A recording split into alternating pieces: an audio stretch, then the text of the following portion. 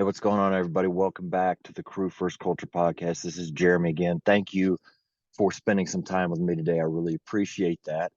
So, something that I've really been blessed to be a part of here recently, is just one of those opportunities that I've talked about over and over again that just try to keep my eyes open and, hopefully with trying to keep things balanced. If opportunities arise, then I can take them and take advantage of them. I try my best to do it because you just never know what that's going to lead to as far as who you can reach and what other opportunities beyond that. But the opportunity that I'm speaking of is my local high school where we live. The football coach there is a Tulsa firefighter. He's had to since retire out medically, but through that, common bond, obviously, I've gotten to get to know him a little bit more and just talked with him here and there over the past year or so since he's been in our town. And just a few months ago, mm, just through some other connections, I've gotten to spend a lot more time with him and talking with him and kind of got into some of the mental resiliency stuff that I'm really, really just into and feel so strongly about that I'm involved in right now. And he was really intrigued with it. And we started talking about maybe, there was something that we could do together with the football team to kind of instill some of these things with them. And it was a very interesting thought. And so he was more than open to it, which was awesome. And I just started kind of trying to put together some ideas of how to use what I've learned in a way that high school kids could absorb it and hopefully take it in and use it. And so I think we've been doing it for three or 4 weeks now. And they had their first game last week, and I I told them I could not be more proud of their performance in that game as far as looking at it from a mental toughness perspective. They they did a great job. They were losing most of the early parts of the game. They came back, jumped ahead by a good amount. The other team came back within basically less than a touchdown with just a little bit of time left. They got the onside kick back, and at that point in the game is like, man, this is where they're either going to show what they have or they're going to just buckle and fall. And those kids stepped up and did an amazing job, defended their home turf, shut the opponent down, and left with the victory. And it was great. I'm not saying, I'm not trying to say at all that what we are doing with this mental toughness stuff is the reason why that happened, but I think it's pretty safe to say that it did play a role. I've been very impressed how open these kids are to what I'm, trying to teach them and their willingness to at least give it a try. And so anyway, I just wanted to kind of give that background because what I am about to share with you now is a lesson that I recorded for them to do with a book that I talked about. I believe the last episode is called Unbreakable by Jay Glazer, which if you've not heard of it or read it, I really suggest you do that because it is a great book, especially if you're somebody that either has struggled or dealt with any kind of depression, anxiety, mental health things, or have had people that you care about that struggle with that. So it's a great book. I really suggest it for anybody out there, but especially for those that are they're dealing with those areas. But in the book, he talks about the unbreakable mindset. And so I will just get into that recording so that I'm not, you know, echoing the same stuff I'm about to say, but it's a great message from a great book. And I felt like it is going to be very valuable to these kids. And it's very valuable to adults as well. And so I wanted to share kind of my thoughts almost as an editorial within the Unbreakable Mindset by Jay Glazer. So I hope you enjoy the content and thank you for joining me. And I look forward to seeing you next time. What's going on, guys? I wanted to make a video kind of different than what I've done before for you all. Pretty much everything else I've done has been kind of like affirmations, mental mindfulness, prepare, just things like that to really prepare our minds and really get us in a good spot to compete. This time I want to share something that I've listened to here in the past couple of days through an audiobook that I've really began to love. The book is called Unbreakable by Jay Glazer. He is a NFL analyst and game day, whatever reporter on Fox. I'm sure a lot of you have known who he is. He's also a comedian and a MMA fighter. Done some really amazing things. But in this book, something that I heard today on my way home from work that really struck me as something that I want to share with you all to really impress upon you how important this mindset is and how far it can take you, not only in practices or even games, but in the battles and the challenges of life that you will eventually face beyond high school. And so, like I said, the book is called Unbreakable. The section I'm going to be kind of discussing and talking about is what he calls his unbreakable mindset. He has 5 pillars for the unbreakable mindset. Number 1, find who is the best and work harder than they are. It's pretty simple. Most of these are pretty simple. There's nothing complicated about it. You know, we can look at this in several ways. Is it the person you're competing against in a position? Is it the team that you're going to be facing, the opponents that you're facing on game day?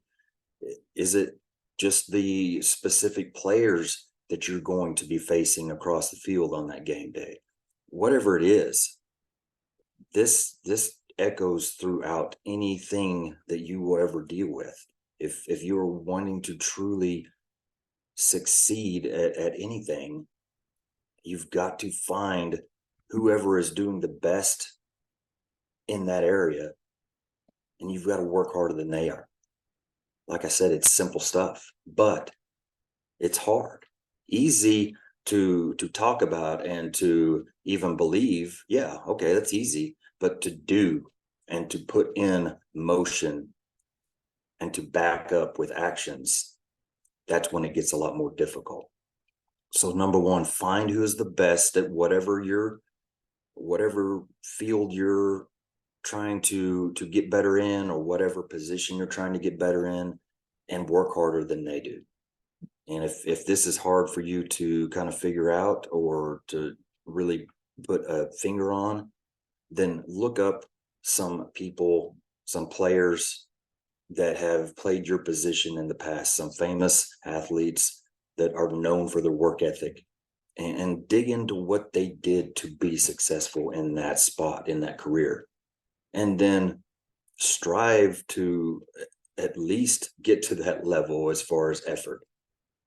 But ultimately, work harder than that they even did. So number 2, be relentless. And so I want to impress upon you the power that is really in this word, relentless. That means that you are not stopping. You are not quitting. You are pushing and pushing and pushing. You are stepping on that opponent's throat and not letting them up until the game is over. We are not allowing ourselves to get overconfident when we have big leads and get an ego and think anything more of ourselves than when we began the game. We are going to be relentless. We will not stop until the game is over, until the practice is over, until the play is over. We will be relentless. We will make our opponents sorry that they had to face us in this battle. Be relentless and never stop. Keep pushing, keep coming, keep hitting over and over and over again. Make them think that there is something wrong with you because you are so ridiculously relentless. Number 3, push your breaking point, push your breaking point, push your breaking point. That's how he says it. And that's how I want to repeat it, because as a firefighter, when at least my rookie school, 20 something years ago, that was a big thing that we had to learn. Was they called it the edge. Nobody can tell you where your edge is. You have to find it for yourself, because it's different for everybody. That edge means that's the breaking point of me. And so we very quickly found out what that truly means. And we also, over time, have found out that that is not a stationary point. We can push that breaking point further away. We can push that edge that we can go to further and further away. But we have to push ourselves to do it. This is not something that we can comfortably do from the sidelines or in the recliners or watching video games or movies. We have got to physically push ourselves out of the comfort zone so that we can make that edge, that breaking point of ours, further and further away. So if you haven't truly experienced what I'm talking about, the level that you think in your head you can take yourself to is so far underestimated. It's ridiculous. You can go so much farther than you think you can. You can push yourself so much farther and harder than you think you can. Your body can withstand so much more than you think it can withstand. Your mind can handle so much more than you think you can. But just like any skill that you are using on that field, it's got to be practiced. It's got to be exercised and worked out and really stretched. So that's number 3, push your breaking point.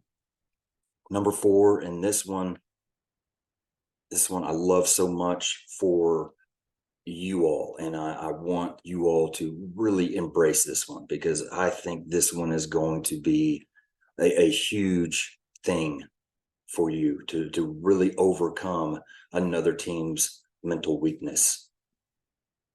That is what he calls a neutral face, never showing anything. He talks about, he owns a gym and has several different programs as far as supporting veterans and athletes and all kinds of different type of people. But in his gym, you are not allowed to put your hands on your waist, because to some extent that shows your opponent that you are getting tired. Don't show your exhaustion. Don't show your frustration. Don't show that you are just so near the point of losing your emotions that they can attack you right away. We want to show them a stone wall that they are going to get nothing from, as far as, okay, this guy is worn out, let's go his direction this time. We have a person over here that looks scared to death, we're gonna take it his way. They will see nothing from us that they can exploit. Nothing. But at the same time, what do you think we are paying attention to? We are paying attention to their faces, their body mannerisms. See who's hunched over and breathing hard. See who's got their hands on over their helmets, trying to get just a little bit more breath because they're winded.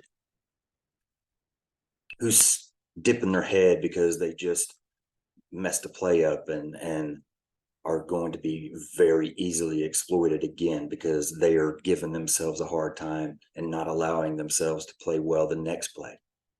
These are the things that we can now attack because we know them. We are conscious of them.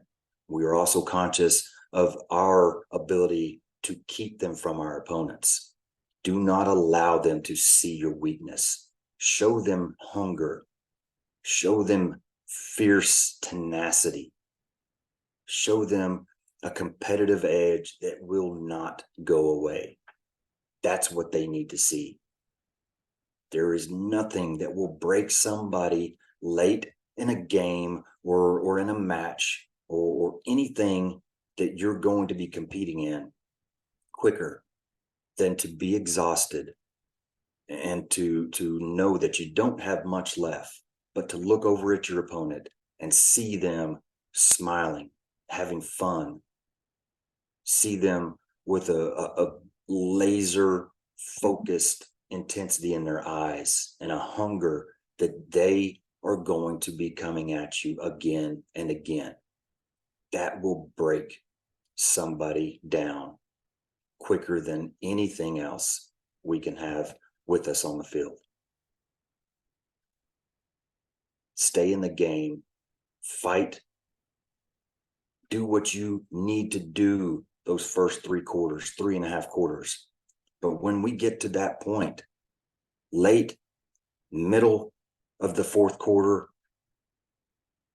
that is our time to attack. That is the time that we have been preparing our minds and our bodies for, because they haven't been doing it. These aren't things that you can prepare a normal high school team for. You are prepared, though. And that's when we attack. That is when we step on the gas. And that relentless attack fires at all cylinders.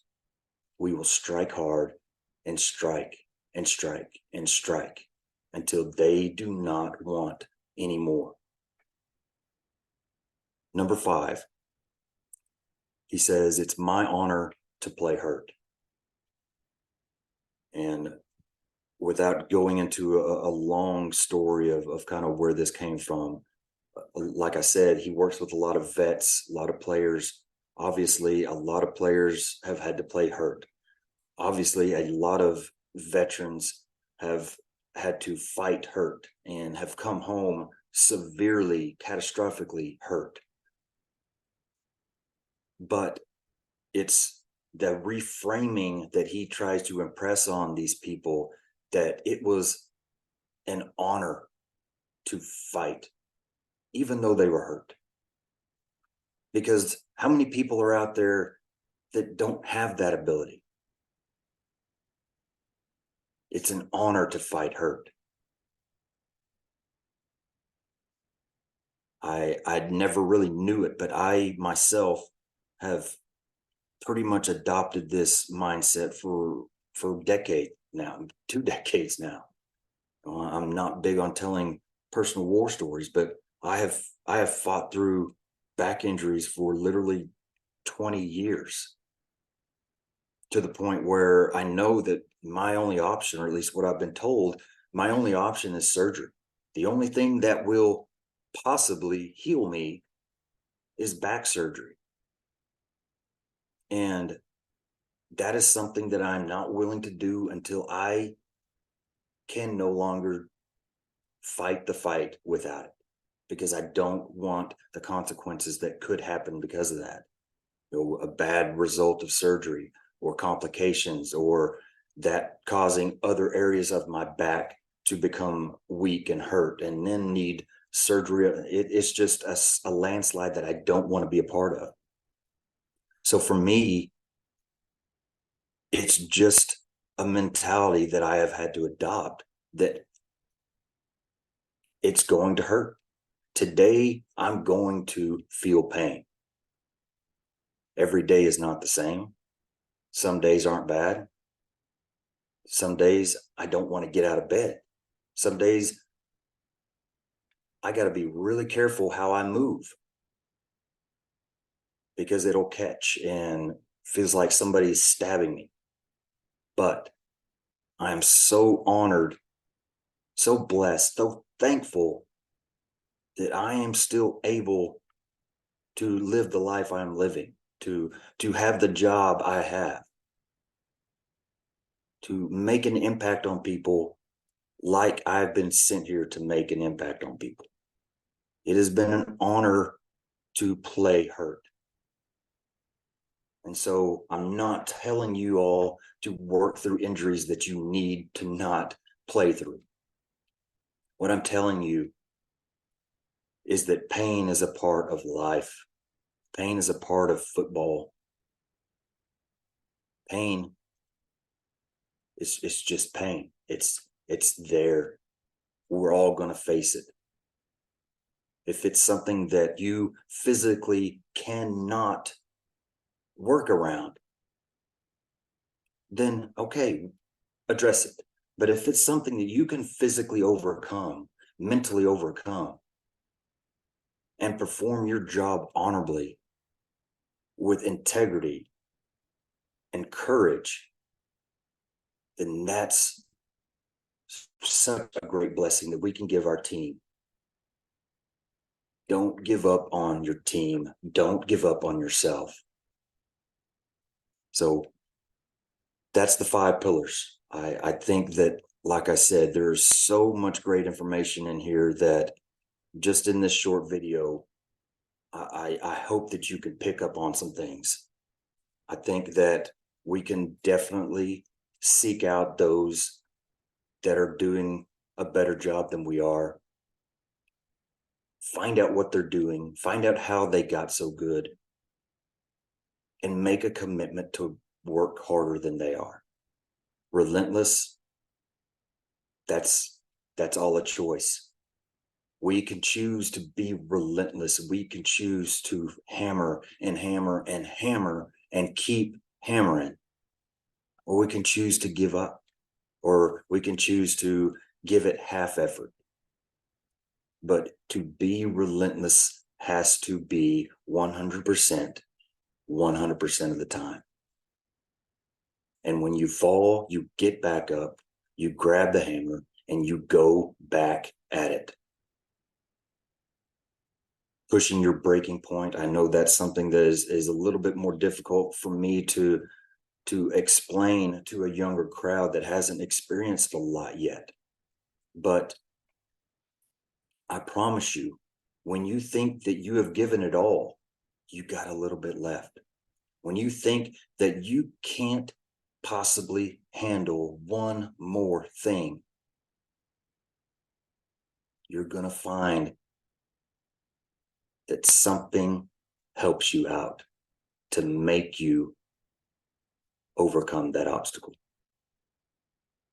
Something that I've truly believed in here lately and love to death.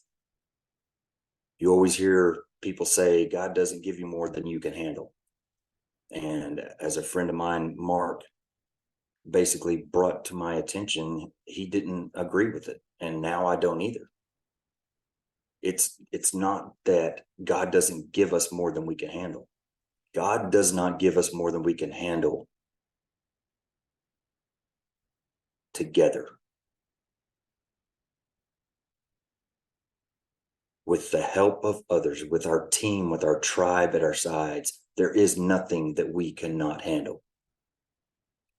Just when things seem the darkest, just when things seem to be losing grips of everything that we can try to hold on to, we will find a way, because we will be given a way to make it through. He will not give us more than we can handle with those we love by our side. Number 4, like I said, that neutral face is going to be a huge, huge piece of the puzzle that you all can use to really just overpower mentally your opponents. If you can master that one thing right there, the vast majority of other high school athletes are not going to be able to handle that. Focus on what you're putting out to your opponents. Do not give them any weakness to take advantage of or to get a little built up energy from. Only give them the things that are going to break their will and dig at their weak mentality. And the last one, being an honor to play hurt. Like I said, that's a little bit another one that's tough for me to describe, but I think you understand the point. When you're playing a full season of football, you're probably not going to make it through the entire season without having some things happen. I know some of you right now, before week 1 even starts, are playing with injuries. I am proud of you for that. I am proud of you for being able to have that mental toughness to work through those injuries, to give it everything you have, no matter what is going on behind the scenes. You are an inspiration to all of those around you. Keep it up. Keep pushing forward. That's really all I have. I hope that some of these things can really sink in and make a difference in the type of player, in the way that you all play. I know we can make a difference with it. So thank you for your attention and your efforts and your openness to this. So thanks.